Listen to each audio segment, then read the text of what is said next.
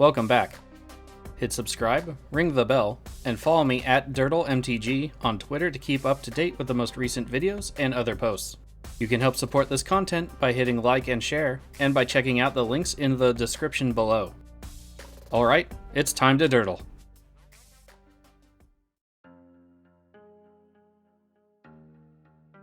Hello and welcome back. Today I'm going to be using the Legends Legacy Preconstructed deck from Dominaria United, using Dihada as the commander. Standing against me are Myrkul, Imoti, and another new commander from the set, Jodah the Unifier and his companion Jegantha. To start the game off, Imoti has a Leyline of Anticipation hit the field on turn 0. Otherwise, I win the die roll, and risk keeping not the best hand because I am trying to cast Read the Bones later. I draw Adriana, Captain of the Guard, and drop a Foreboding Ruins tapped to the table after putting the Dread Maw of Commander Izatulpa back in the deck. Myrkul plays a Twilight Mire and passes. Imoti passes without playing a land and says they in fact kept a hand with no lands in it. I find this interesting. I've seen people win with only the cards in their hand and no deck left to use, so I'm intrigued. The Jodah player has the World Tree hit the field. I draw Gare Reach Sanitarium and thank my luck. I drop it to the table and pass. Myrkul's turn sees a Swamp played, and then they cast 3 visits. Indotha Triumph hits the field on resolution.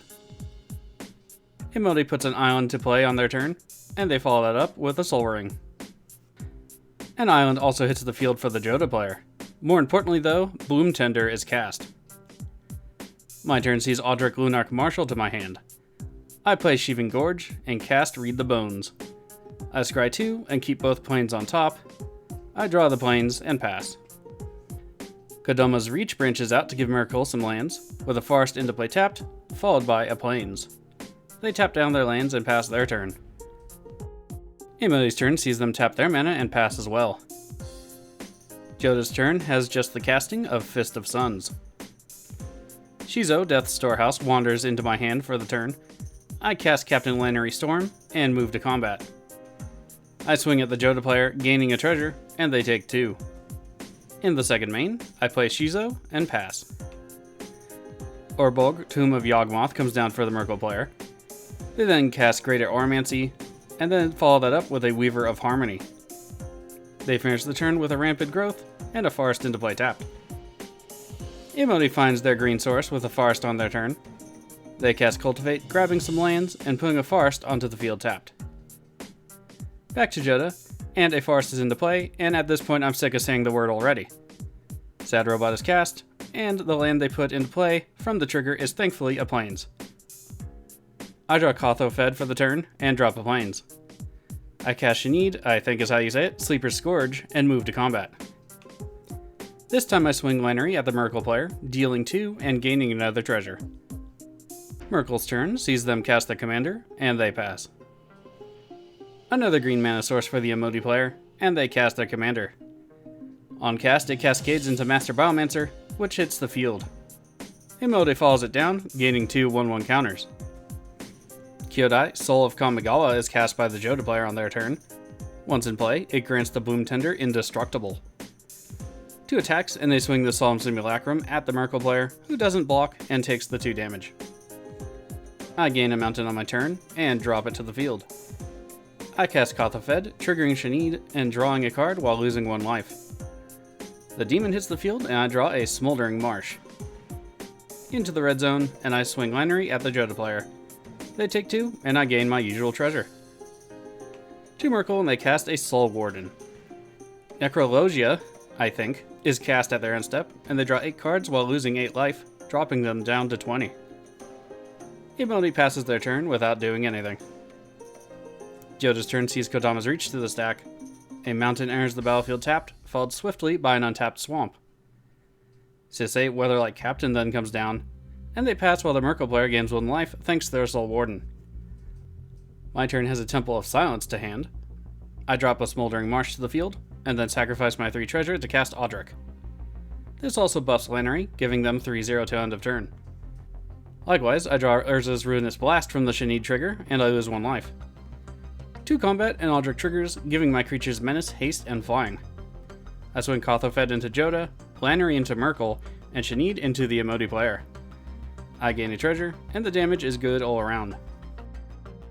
In the second main, I cast Zirium Golden Wing, drawing in Honor Worn Shaku, and losing more life, and Myrkul gains more life. I pass afterward.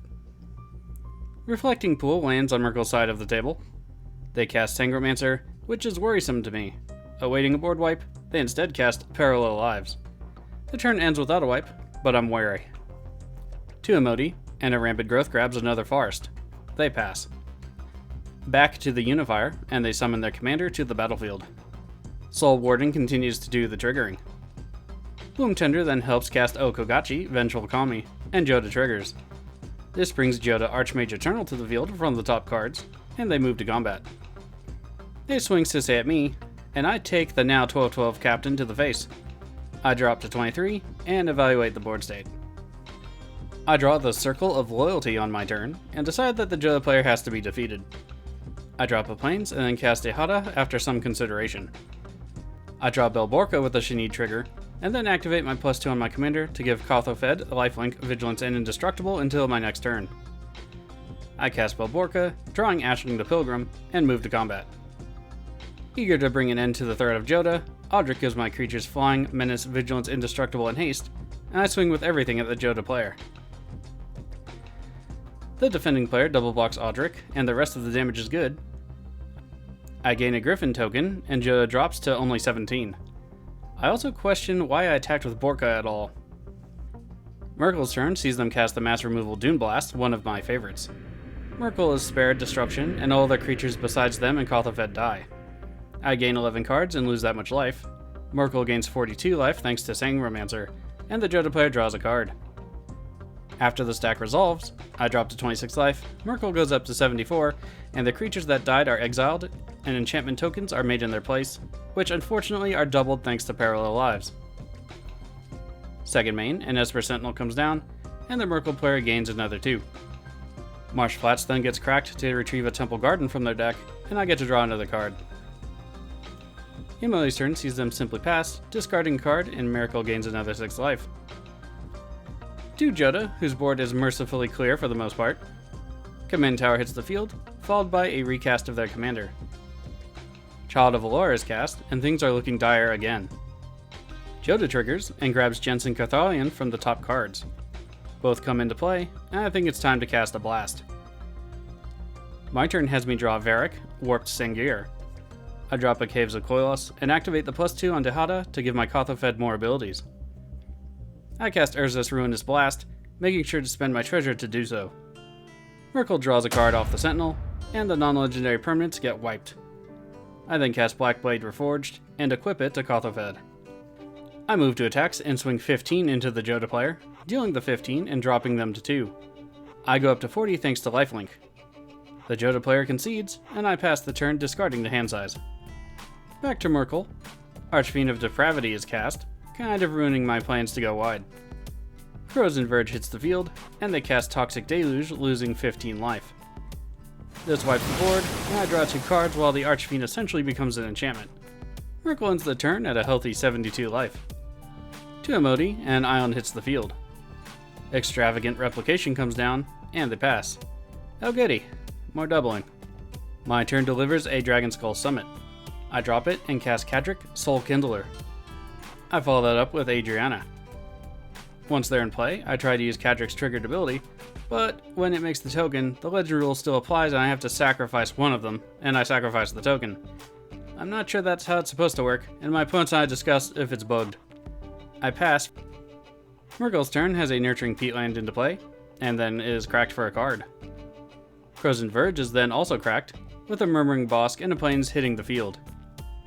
Arcane Signet comes down, and they pass. Emily's turn starts and ends with them just tapping their mana sources. Tajic, Blade of the Legion is brought to my hand, and I play a Tyrite Sanctum. I cast the Circle of Loyalty, and attempt to gain a copy of it once it is in play with Kadric. Again, it has me sacrifice one of the cards, so the token ceases to exist. Quite sure my original plan doesn't work anymore, to pound away with tokens over time, I decide to change tactics. I cast Gerard's Hourglass Pendant, and gain a 2/2 Knight token from the circle. I go to attacks and swing both available creatures at the Myrkul player, dealing 12 and dropping them to 60. I sacrifice the Knight token at the end of turn. I later reflect how I forgot to use Dihada and the Blackblade, being flustered about Kadric's useless ability. Myrkul's turn sees the return of their commander. They then cast Sanctum Weaver and drop a Godless Shrine tapped to the field. Imoti plays an island, and they recast their commander. They cascade into Migration's Path, grabbing some more forests. Back to me, and I draw Bojuka Bog. I play the land, and exile Myrkul's graveyard with it. I activate Dihada to give Adriana some keyword soup. I then cast the Peregrine Engine, gaining a Knight token. I follow that with Unbreakable Formation to give the rest of my team Vigilance and Indestructibility plus another 1/1 boost to add to the Circle's Anthem. Kadric then gains Fear from Shizo, and gets equipped with the Blackblade. 2 attacks, and I swing Kadric and Adriana at the Myrkul player, and the Peregrine Engine at the Imoti player. Melee triggers, giving my creatures a 2/2 buff, or at least I think so, and damage is good. Myrkul takes 28, dropping to 32, and Imoti drops to 33. At the end of turn, I sacrifice the Peregrine and the Knight token to the Archfiend enchantment. To the Lord of Bones, and a Doubling Season hits the field. Bad things are happening. They pass without any other play, and only 1 card in hand. Imoti's turn sees them make a token of their commander with Extravagant Replication, and then the token is sacrificed. They cast Zendikar Resurgent, and things are becoming dire. It cascades into Secura Tribe Elder, thankfully, and both hit the field. They tap the rest of their lands, and sacrifice the Elder for another forest. My turn rolls around, drawing me a Temple of Malice. I count up my mana available, and then drop the temple. I scry a Temple of Triumph off the top to the bottom. I cast Teshar, and decide now is a good time to try and close out the game. I gain a Knight token off the cast, and then cast Tajic Blade of the Legion, gaining yet another token. Teshar triggers, I select Varek Warped Singir to bring back from the graveyard. Then I move the Blackblade to Varek, and activate Dihada's ultimate ability to steal all non-land permanents until the end of the turn. I move to combat, and swing what I think is lethal against both players. I misjudge how melee will work, however, and I only knock out the Myrkul player, leaving the Imoti player alive at 3. This will prove to be a terrible miscalculation. Imoti's turn has Replication trigger, and they make a token of Zendikar Resurgent. To save some time on this video, they eventually also cast Nyxbloom Ancient, Seedborn Muse, bounce most of my creatures, and cast Omniscience, all on the same turn, among other things. After Omniscience hits the stack, I don't bet on a top deck board wipe to save me, and give the game to my opponent. For reference, my next card was not mass removal. Good game to my opponents. Well, that wasn't too bad. Imoti not getting too much early probably saved the game from being very one-sided, so I'm thankful for that. Since the deck I played is the Dominaria United Commander deck Legends Legacy, I was expecting less from it with my last experience with the Precon being from Streets of Capenna. This one surprised me though. It seems decently well designed and it certainly played to my strengths, which is in combat and field control. Thank you for tuning in to another casual Commander game here on Dirtle Magic. I'll see you next time.